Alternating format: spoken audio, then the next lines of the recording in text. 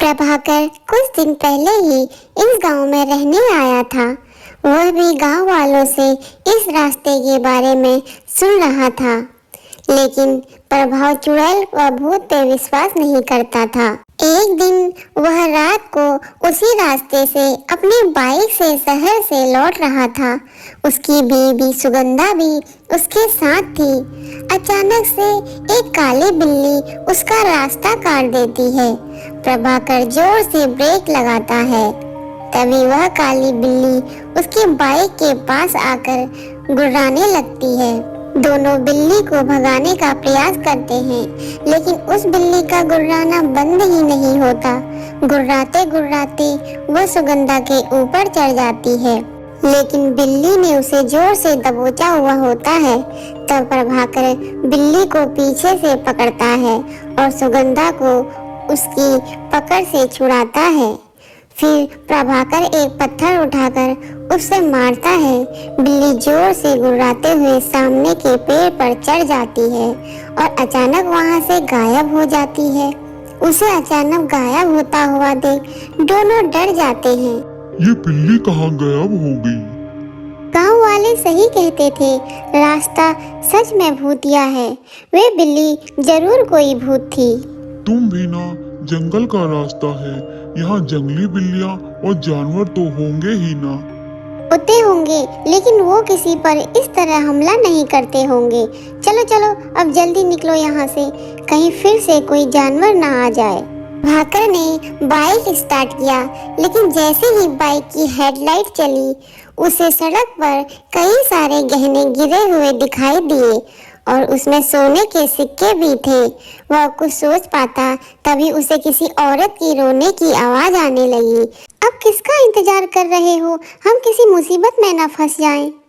वे दोनों घर लौट आए, लेकिन प्रभाकर की आंखों के सामने सोने के गहने सिक्के अभी भी घूम रहे थे। वैसे तो प्रभाकर को किसी बात की कमी नहीं थी, लेकिन वह बहुत लालची था। वे उन गहनों को किसी भी हालत में हासिल करना चाहता था। अगले दिन प्रभाकर अकेले ही बीज लेने के लिए शहर जा रहा था और सुगंधा की बातों को अनसुना करके बाइक स्टार्ट करके घर से निकल गया। थोड़ी देर बाद वह उसी भूतिया रास्ते पर पहुंच गया। दिन के समय भी वह रास्ता बिल्कुल सुनसान था।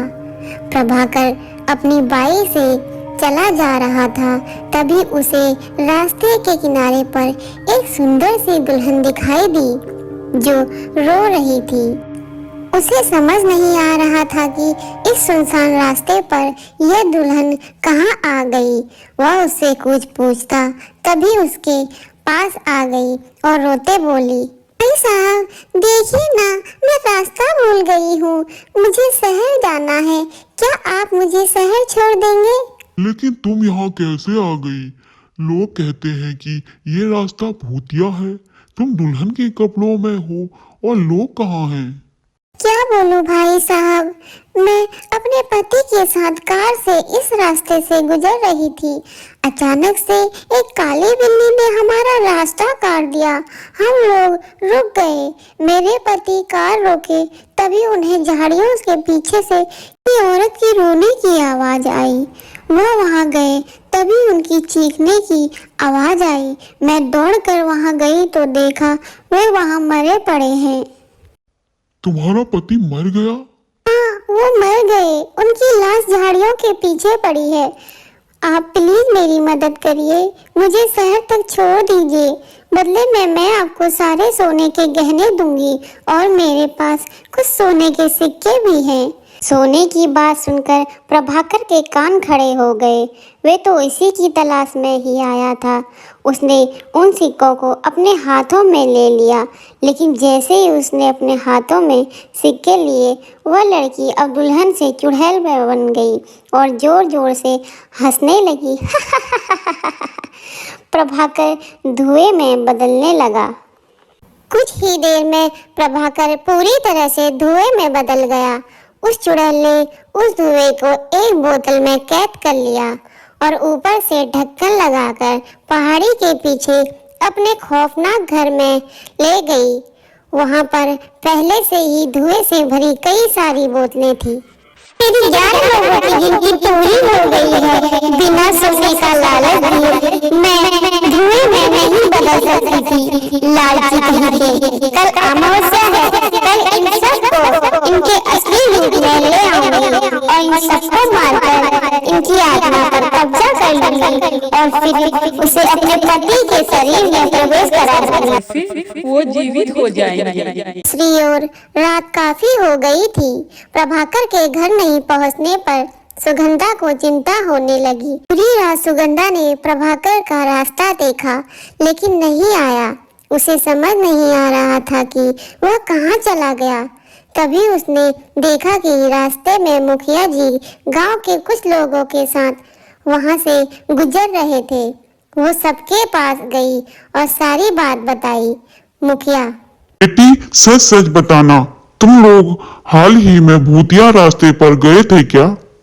जी गए तो थे, लेकिन उससे मेरे पति के ना लौटने का क्या संबंध है? इतनी बार कहा है उस रास्ते का इस्तेमाल मत किया करो, लेकिन पता नहीं लोगों को मेरी बात समझ में क्यों नहीं आती। आखिर आप सभी को वहां जाने का मन क्यों नहीं करता? क्या राज है उस रास्ते का? बेटी, कुछ साल पहले एक नया शादीशुदा जोड़ा इसी रास्ते से गुजर रहा था। तभी गांव के ही कुछ बदमाश लोगों की नजर उन पर पड़ गई और दुल्हन के गहने देखकर उनके मन में लालच आ गया। उन्होंने उन गहनों की लालच में दोनों को मार दिया। मरते ही वह लड़की चुड़ैल बन गई। उस दिन से जो भी उस रास्ते से गुजरता है वो वापस नहीं लौटता। मैं वहां आज जाऊंगी और अपने पति को वापस लेकर आऊंगी। वहां से कोई लौटकर नहीं आता बेटी। वहां जाना जानबूझकर मौत को गले लगाना है। लेकिन सुगंधा ने उनकी एक न सुनी और मुखिया भी गांव के कुछ लोगों के साथ तांत्रिक को लेकर भूतिया सड़क वाले रास्ते पर पहुंचे। उनमें से कुछ लोगों ने अपने हाथ में मसाल भी ले रखी थी। जंगल के पास वाली पहाड़ी के पास से मंत्र की आवाजें सुनाई दे रही थी। देखा कि वही चुड़ैल मंत्र पढ़ रही है। शैतानी ताकत प्रकट हो, देख मैंने तुझे खुश करने के लिए इन सारे जीवित लोगों को धुएं में बदल दिया है। कुछ घंटे बाद में इन्हें आजाद करूंगी और उन्हें एक एक करके मारूंगी। इनका खून तुम्हें पिलाऊंगी और फिर इनकी आत्मा पर कब्जा कर अपने पति को जीवित करूंगी। तभी तांत्रिक ने पत्थर खींचकर एक बोतल पर मारा। उसमें केवल एक आदमी बाहर निकला। चुड़ैल को इस बात का पता नहीं लगा क्योंकि उसकी आंखें बंद थी और वह मंत्र पढ़ रही थी। तभी मुखिया जी बोले, अरे ये तो भीमा है। इसके साथियों ने ही मिलकर उस बेचारी औरत उसके पति की हत्या की थी और ये लोग तो उस घटना के बाद गांव से गायब ही हो गए थे। अरे वो गायब नहीं हुए थे, ये चुड़ैल ने सबको कैद कर लिया था। इन्हीं की आत्मा से वे अपने पति को जिंदा करना चाहती है। पर इसने मेरे पति को क्यों पकड़ा? मेरे पति ने तो कुछ नहीं किया था। तेरा पति लालची था, वे भी उन गुंडों की तरह लालची था। वे भी इनके गहनों के चक्कर में आ गया था। इसलिए अपनी सिद्धि को पाने के लिए 11 लालची लोगों की जरूरत थी। 10 तो ये ही थे, लेकिन 11 की गिनती पूरी नहीं हो रही थी। लेकिन उस दिन जब तुम और तुम्हारा पति इस रास्ते से गुजरे थे, तभी इसने जान लिया था कि तेरा पति लालच में फंस जाएगा। वे बातें कर ही रहे थे कि चुड़ैल अपनी आंखें खोली और अपने सामने फूटी बोतल को देखकर गुस्से में भर गई। इतने में तांत्रिक ने कुछ मंत्र पढ़कर मसाल को उसके ऊपर फेंका। वह जलने लगी।